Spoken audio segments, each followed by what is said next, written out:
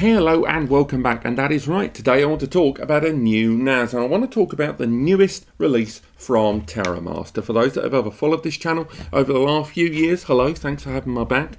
This channel has talked about Terramaster pretty much since the beginning. They were one of the earliest brands, other than obviously the big guys, that I talked about. And the reason was, as mentioned in all of those videos, that of all the brands, they seem to have had the fastest evolution. They're not the most evolved brand in the network attached storage industry, and they're certainly not the most fully featured. But in the time that they've been around, which is substantially shorter than the likes of Synology and QNAP, they have caught up remarkably fast. Sometimes it might be argued not quite as steadily as we would have liked, but still nonetheless, for users that are prepared to spend a little bit more time on setup, and users got a little bit less in the bank to play with, Terramaster has presented itself as a very affordable alternative for people that want to run their own third-party applications, or users that aren't really looking for a device that's going to change their world. Now,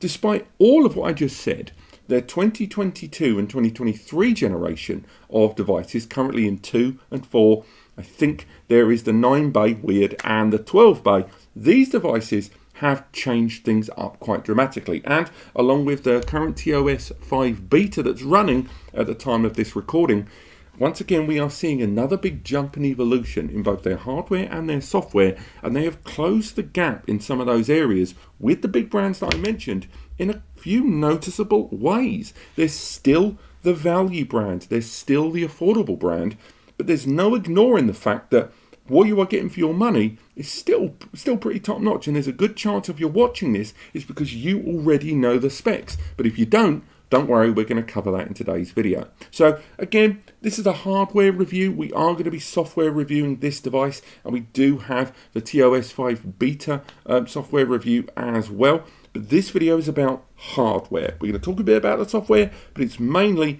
about what that bunch that you're paying for this is going to include. Now, I talk about the bunch, the money.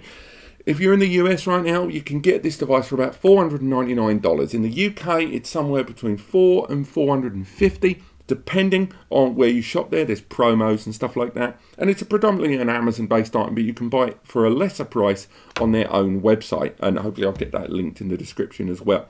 Now, it's a 4-bay NAS device there. You don't have to fully populate it. You can just stick one drive in if you want and then scale up the RAID over time. There's a number of features that I'm going to talk about as well, much like other reviews when I talk about after the unboxing, that occasionally I'm going to need to point to these two devices down here, because there are things that this is bringing to the 2022-2023 generation which the bigger competitors are offering but charging a little bit more. But we'll get to that later on. Let's do the unboxing. Let's be frank, this is one of the dullest boxes I've ever seen, okay? I know a lot of people might not have been in love with these blue boxes of their previous generation, but although that box still didn't have a lot more going on than this plain brown box, this dulls the hell out of me. And I know this is an online purchase and therefore they don't have to make an effort on the design. And I know as soon as you're done with the box, you're going to recycle it, and maybe it's using, much more economical cardboard there. But there's still no denying when this arrived, I was a little bit like, oh, well, that looks plain as hell. But let's open this up. So, inside, what do we have? We have our box of accessories, and we have the NAS. There we go. That's the full contents. So, before we get to the NAS, let's have a look what we get for our money, because if you followed this channel before, what I'm hoping to see is one of these little bad boys. Because, again, there's something about the screwdrivers they include with these things that I love, and it's what I swear by. If you've ever watched me unscrew an item on this channel, I've used one of their freebie screwdrivers inside. So let's have a look. Inside we have our external 90-watt PSU there, and quite surprisingly, it's utilising a 2-pin configuration there inside. It's a big chunky third-party PSU, but again, we're not going to hold too much against them for that. Again, Most devices at this scale arrive with external PSUs. It's for lots and lots of reasons that range from internal temperatures to convenience. I mean, again, if you tried to put a PSU inside this, you'd have to up that space a little bit. Additionally, external PSUs, they're just easier to replace. And other than obviously the hard drive or SSD storage inside, the next most fragile item in any of these devices is that PSU. So having that as an external for me makes a lot more sense, but I know not everyone agrees with me. Next, we've got a CAT cable there, and fair play to them. That's a good cable. Like, and I know this is a LAN cable. Why am I getting excited about a LAN cable? But that's quite a thick quality cable, and it's a Cat 6, which is completely unnecessary. You could have got away and cheaped out on a Cat 5e, because this is a 2.5 GB NAS. That cable would have been suitable, but it's a nice, thick, and nice, high quality Cat 6 cable there included. So again, fair play to them on that one. What I'm not seeing is a screwdriver. I'm furious, 1 star. But what we have got is screws here for 2.5 inch and 3.5 inch drives. We've also got extra washers there for if the sinks inside each of the trays come out, something no brand has ever included, I should add, on this channel. Additional rubber feet in case the rubber feet on the bottom come off. Again, no NAS has ever included that, but it does also beg the question, why have they included that? There's also hard drive stickers, something that in 2022 makes no sense to me. I don't know why they're in there. We've also got information on the 2 years of inclusive warranty. We've got the hard drive installation guide here, breaking down how to install a drive. It's pictorial. We've also got information on the first time installation, but that is completely kind of 3D barcode, not a huge amount of information there. And that's your lot for the accessories. Let's get all of that there. Again, there should be a review linked in the description to NAS Compared. We'll get that off the table. Talk a little bit about the NAS. So, again, rubber stuff there. Not the highest quality protection there, I will say. I am someone that talks a lot on the channel about protection of these things in transit, and that's quite soft foam there. I know this doesn't have any pre-populated hard drives or SSD, but I'm very much a stickler for extra protection in transit because of like silent damage from shock or motion that can like crack some of the boards or loosen some of the solder. So again, I'm not sure I liked that very much, but again, this is much more affordable than some of the devices out there. Just to put that price tag again into perspective, $499 right now for this device on Amazon.com. Over in the US, they're $499. The 464 from QNAP there, that's going to be looking at about $550, $600, maybe more. The DS920 is, you know, its recommended retail, even now, is still $450, $500. And that device, the Synology there, is 2 years old. We've not seen a follow-up yet. So, again, for this device to be released now at that price tag is still pretty impressive. If we open this up, have a look inside, and there is our chassis. Now, again, I think we can maybe go into one of our first criticisms. That chassis is a bit dull. It's looking a bit dated.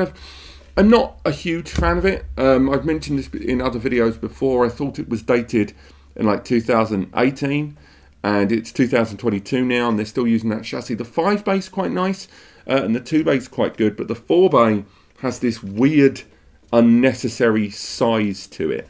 Even the depth of the device is actually pretty large. It's still quite solid feeling, and it's a combination of metal and plastic all the way around. We've got our 4 bays of storage there. We don't have a front-mounted USB port, which, bit of a shame. I mean, anyone that watches this channel, again, you'll know that I love a front-mounted USB. It makes a lot of sense. One-touch USB backups. It's an easy, efficient, and very straightforward and intuitive means of adding another backup layer to your strategy there. So not having that really surprises me.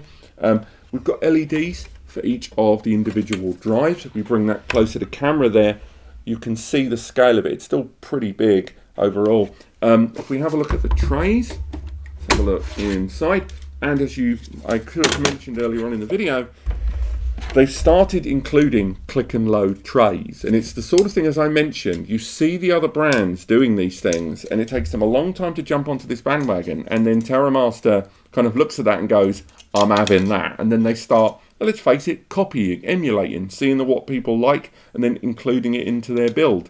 You know, these things aren't proprietary, but still it's nice to have that on here. And with each generation of the Terramaster products, I have kind of noticed with each generation something new comes along and I go, whoa, cool, I'm glad they've added that. And this is probably one of the earliest surprises there, those click and load trays. They're still plastic trays and there are screw holes for 2.5 inch and 3.5 inch media. You can use SSDs as both caching and raw storage pools. And there's even got kind of the friction rubberized panels there on the base of the tray, which is quite reassuring. If we remove all of those trays, get all of those out there and have a little look inside.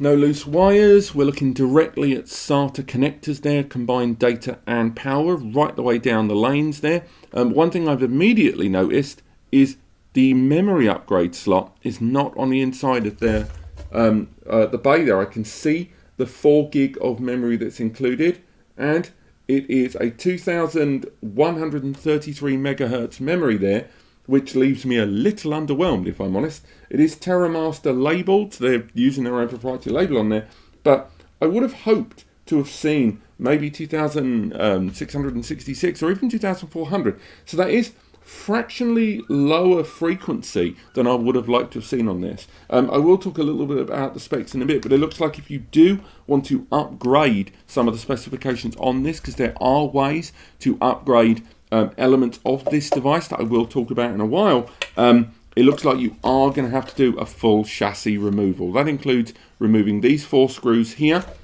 wrapped around there, or removing all of those screws there out the back, something I'm going to do towards the end of this video.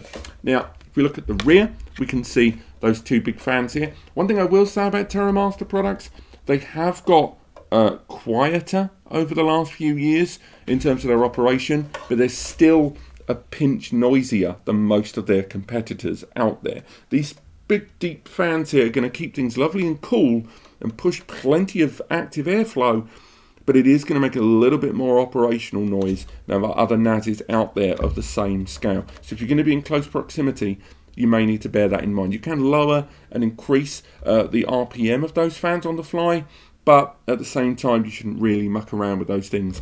If the noise is bothering you that much, get away from the box. Don't start endangering the box's efficiency. On the rear, we can see a few things. So first, we've got an HDMI out. Sadly, the Terramaster does not, as it stands, have a HDMI out portal, a visual portal. If you do connect to that, you've got command line access there, and you will have to use a keyboard connected inside one of those USB ports. It's not a graphical user interface like Asustor Portal or QNAP's HD Station. They did say they were looking into that, but that was a year and a half ago, and we've still not seen it even on the Terramaster beta. The port, we've got 2 USB ports here, but these USB ports are USB 3.2 Gen 2. That's 10 gigabits per second connectivity, 1000 megabytes per second, which is going to be great for doing those bigger SSD-based backups or larger RAID arrays that you connect to it. There's also the expandability of utilizing those. If you want to expand your storage, you can connect JBOD USB enclosures to this, and then from there you can create the RAID or expand the RAID from within the Terramaster. The compatibility list is a little thin on the ground, and we will be testing a certain subrent RAID JBODing, non-RAID JBOD USB 3.2 Gen 2 enclosure very soon on the channel, so I'll probably go ahead and install it inside this and include that on the software review. We've also got the support there of 2.5 gigabit Ethernet ports there, which again is music to my ears. That means this device not only can provide up to around 270 megabytes per second to your connected bandwidth via one of those ports, but with things like port trunking or link aggregation, you're looking at 5 GBE connectivity between this, the 4 drives of storage, and your wider network there. So again, the embracing of 2.5 GBE on this device, and remember that price tag, 499 nicker, is still pretty impressive. But why don't we talk a little bit about the specifications there? Because when it comes to how this device does its job, a lot of the specifications it has available are not dissimilar to that little QNAP over there. So to give you a little bit of perspective there, This device arrives with the Intel N5105 processor there. That quad-core processor, 2.0 gigahertz per core, can be burst up to 2.9 gigahertz per core. It is graphics. It has embedded graphics, so it can handle 4K and 1080p graphics there. So again, if that's Plex Media Server you're looking at there, or even just native playback using one of their devices, one of their applications, that's an option for you.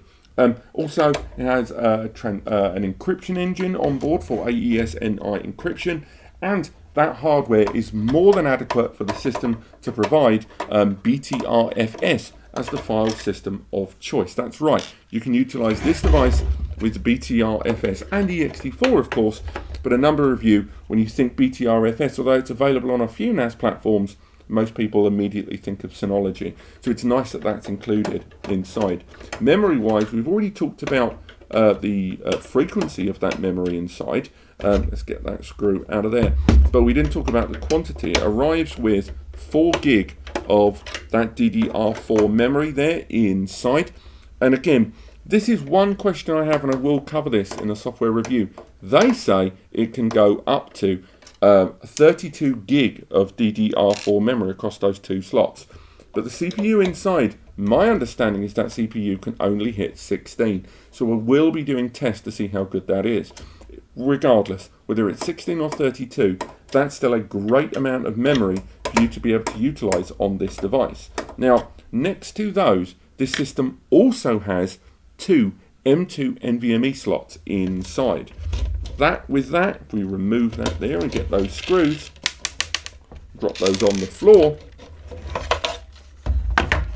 we're able to see inside there, the back plane there, and those M2 NVMe SSD bays that are inside, they are going to allow us to utilize those SSDs for caching. I still don't have it confirmed right now if those M2 SSD bays are going to be used for raw storage pools, and of course I will be looking at that on the software review later on. So we slide that out of there, slide that out, I assume. As I suspected, this was never going to be a clean installation here, and this is what I meant when I talked about those RAM bays or the storage bays not being inside. I understand they need to be more efficient about the internal bays, but this doesn't feel particularly swish in terms of upgrading the system. As you can see on there, we have the second SODIMM bay there based out the bottom, and we've also got 2 M2 NVMe bays there that we can use for that storage that we just touched on. On the other side underneath, we have got that CPU tucked inside. You can just make out the big heatsink, and that memory module mentioned earlier. There'll be photos in the description showing you more about that over on NAS Compares. Now, those M2 NVMe bays, as good as they sound, it's worth also highlighting that they are PCIe Gen 3 times 1 in terms of their architecture. Now, they're not the first company to do that.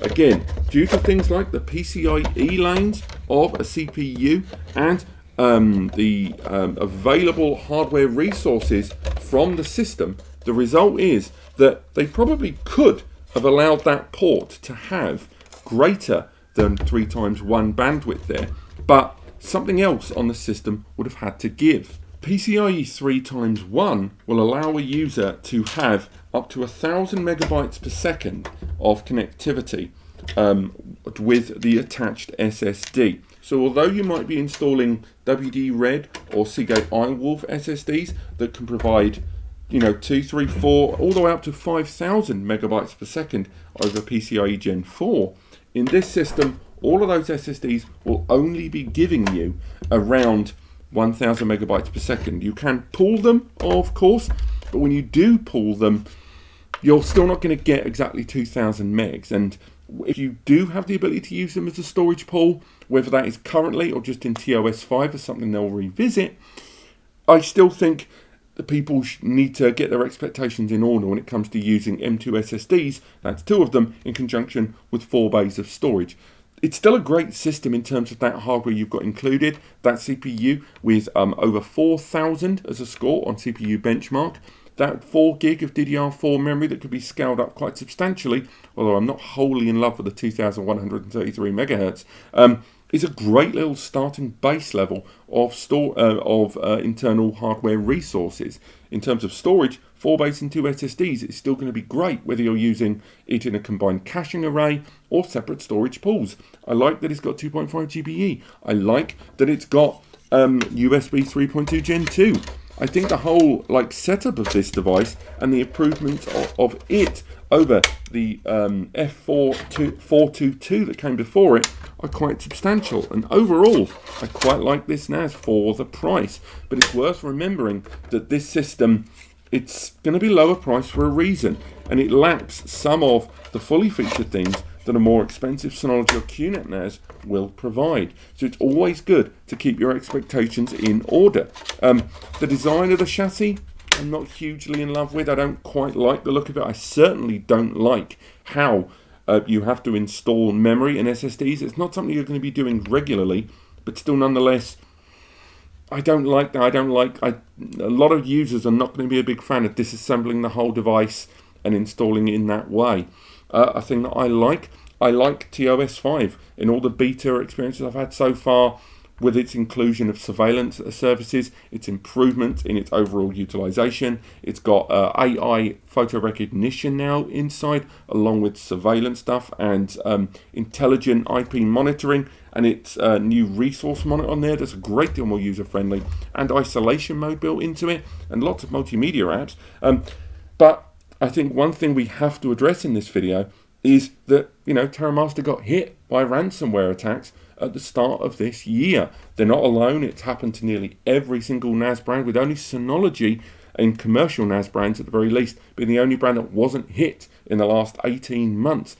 Terramaster, QNAP, Asustor, they were all hit. Now, this all can often come down to a Linux vulnerability, which everything is built on, but how brands deal with ransomware attacks can make a big impact. And the memory that users have and the legacy of forum posts and stuff they leave online will be found. Right now, I think Terramaster is a good brand to utilize as long as you've got your backups in order, just like any other NAS brand.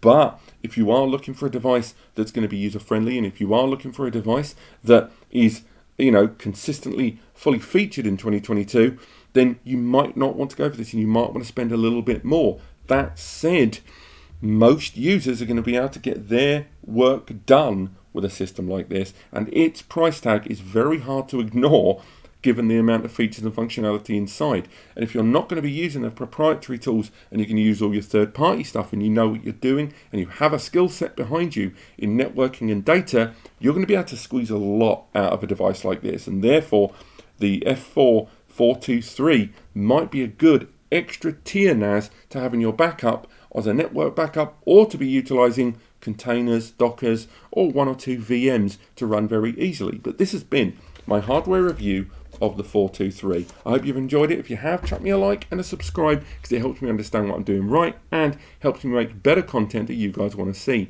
Use the free advice section over on NAS Compares if you need help choosing the right solution, and do stay tuned for the software overview of this device, where we're going to be looking at the software includes, what you can do with those SSDs, whether you can use USB expansions, whether you can utilize more than 16 gig of memory. I'm going to cover as much as that as I can. And of course, the written review in the description over on NAS Compares. But otherwise, thank you so much for watching, and I'll see you next time.